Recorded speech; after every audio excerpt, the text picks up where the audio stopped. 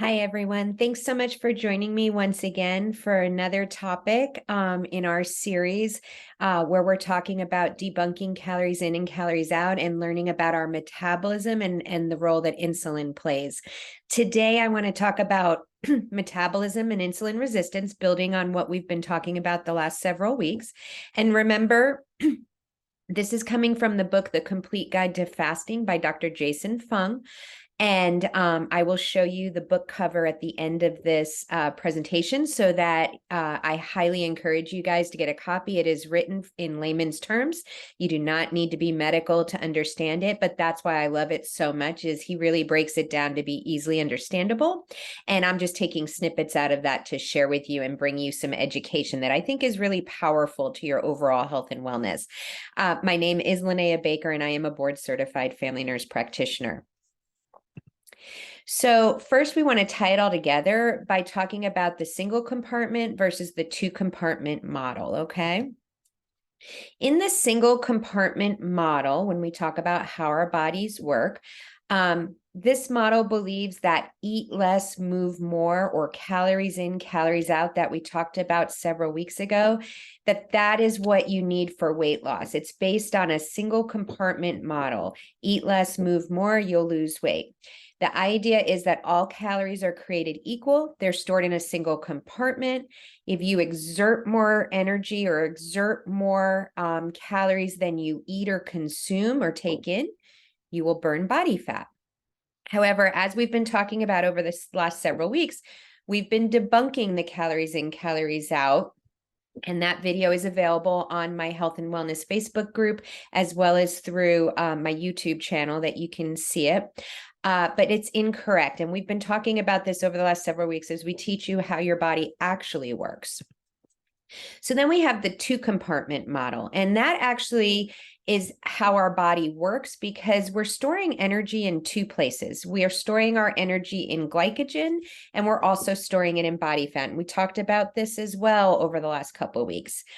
When we want to burn fat, we talked about two things have to happen. You must burn through or use up most of the glycogen stores first. Remember, that energy is more easily accessible. Our body gets lazy and wants to use what's easy. Once we burn through all or most of our glycogen stores, the other thing that has to happen, remember, insulin has to drop low enough to allow us to release energy from our fat stores. So insulin is a key hormone in this. Well, it sounds simple, right? It sounds like, well, that's not hard, right, Linnea? Well, actually, in theory, it sounds simple, but the problem is we were designed to survive. Our bodies have been designed to survive since prehistoric times, right? Our fat stores are there for our long-term energy source because in prehistoric times, we didn't have access to food. We didn't have a fridge and freezer. We could go long periods of time without food. So our bodies were designed so that we would survive and not become extinct, right? And now we're dealing with a different problem. We have food readily available all the time, easy and highly processed. So when our stored glycogen levels get low, our bodies are starting to signal we need to get more energy. So how does it do this? How does our body? So our body says, oh, the glycogen stores, remember, glucose is your immediate energy. The glucose is stored in glycogen in the liver, and that's your intermediate energy source. And then anything left over goes into your fat stores for energy use, for long-term energy use for later. And remember, the fat store energy is the freezer, and it's much harder to access. So when our glycogen levels are starting to get low, you would think, well, that means we're going to start using our fat stores for energy, right, Linnea? Well, it's tricky because actually when our glycogen stores start getting low, our body is signaled to get hungry and we want to eat more. And if we don't eat enough to fill up our glycogen stores, but our insulin levels remain high, guess what happens, guys? Remember, insulin's the hormone. Insulin equals fat storage. You will not be able to access your fat stores for energy if your insulin remains high because insulin being elevated blocks the ability for us to release energy from the fat stores. Insulin equals fat storage. So We're starting to get hungry because that's our body's signal that we're depleting some of our intermediate energy source, the glycogen. So our body says, oh, we're hungry, we need to eat because we don't want to lose our intermediate energy source. And because our insulin levels are staying up, not only are we hungry, we're not able to access the fat stores, which are our freezer. So let's talk about metabolism, homeostasis, and insulin resistance. Lots of big words, but we're going to break this down. Dr. Fung is just brilliant at how he breaks this down. And I've done all kinds of schooling and read all kinds of books, but like I said, he's the guru in this lane. And why reinvent the wheel when he's done this so beautifully? But I highly encourage you to get his book.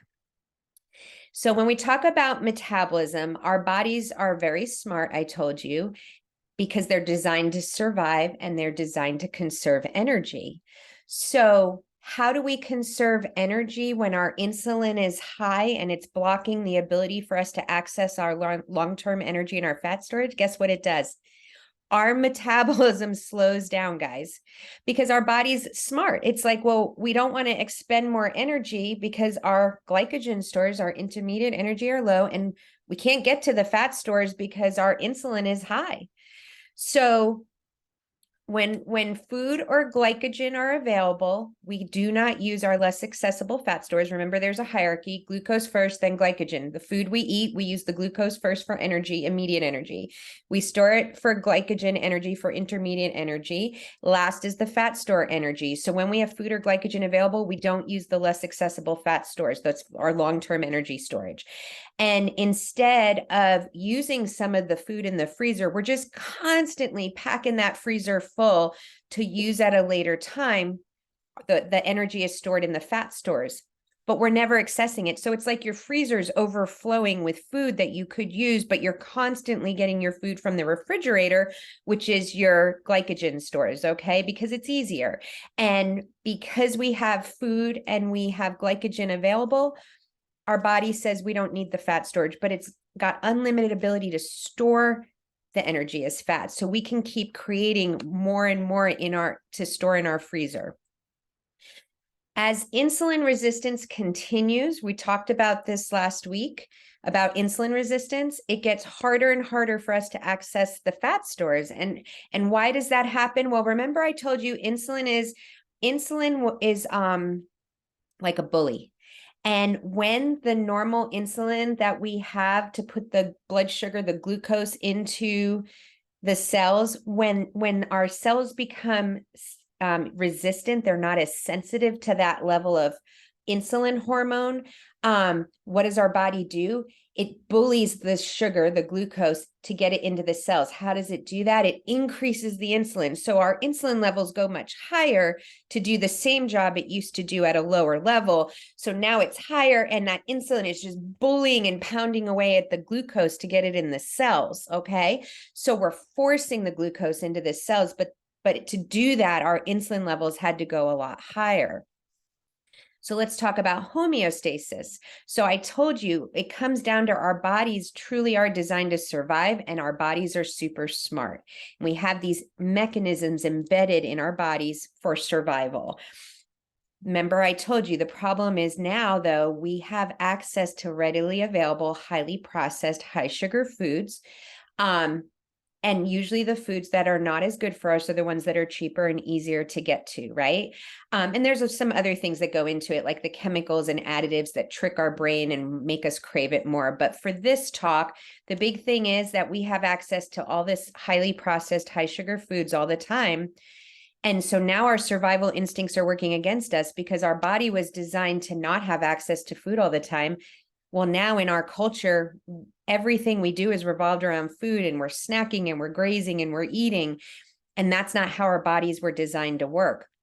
Our body wants to always be in homeostasis, okay? This is a word we use in medicine all the time. But what is homeostasis? It's the state of balance among all the body systems needed for the body to survive and function correctly. And that's from the cancer.gov definition, because it was a simple definition. We just want our body system and organs to all be in balance to survive and function correctly. That's homeostasis. And our bodies, when we're trying to maintain homeostasis, one of the things our bodies wants to maintain is our weight. We want to maintain and remain at a certain weight. So when we alter our weight, our body says, oh no, our homeostasis is unbalanced. It's off. We're not in homeostasis. So our body creates these adaptive measures to get us back into what it thinks is homeostasis and maintaining that weight. So if you ever notice when you have gone on a diet or a fad crash diet, which I've told you all along, I don't believe in, I believe in a healthy lifestyle. Part of the problem with these crash diets is you may lose weight right away. Usually you do, and you can lose a significant amount, but it's not the healthy way. And our body actually becomes hungrier, and it adapts to this by trying to get us back in homeostasis by not only becoming hungrier, but slowing down our metabolism, right? It's going to try to conserve energy. How does it do that? Well, if your insulin's up and it can't access the fat stores to burn for energy, well, guess what? It's going to slow your metabolism down so it conserves the energy. Does that make sense now? When I read all this, it's like I knew this, but the light bulb just kept going off, and I was so excited to share this with you. So let's talk more about insulin resistance. We said that our metabolism slows down.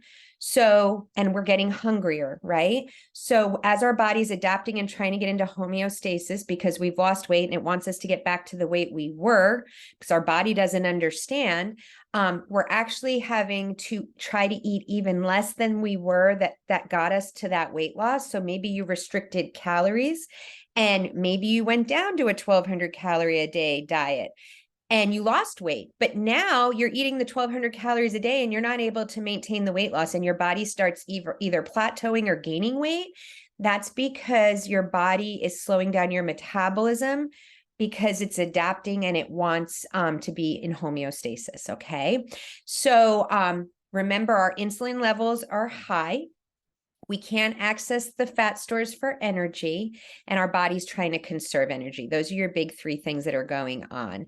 And remember that I said when you can't get to the fat stores when your insulin levels are up. So instead of burning fat, we're storing fat, because remember, insulin blocks us from burning fat. Insulin is a fat storage hormone. So this is why insulin resistance is strongly linked to obesity. We said insulin stays high because our cells are no longer sensitive to the normal insulin. Remember, it's the bully. It has to go a lot higher to do the job it used to do here. And it's doing that because it takes much more insulin to get the blood sugar or glucose out of the bloodstream and into our cells for later use.